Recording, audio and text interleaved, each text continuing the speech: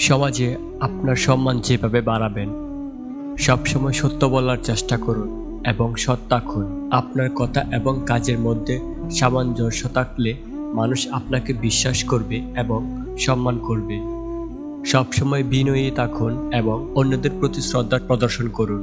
কারোর সাথে তুচ্ছ বা অপমানজনক আচরণ করলে আপনার সম্মান হ্রাস পেতে পারে।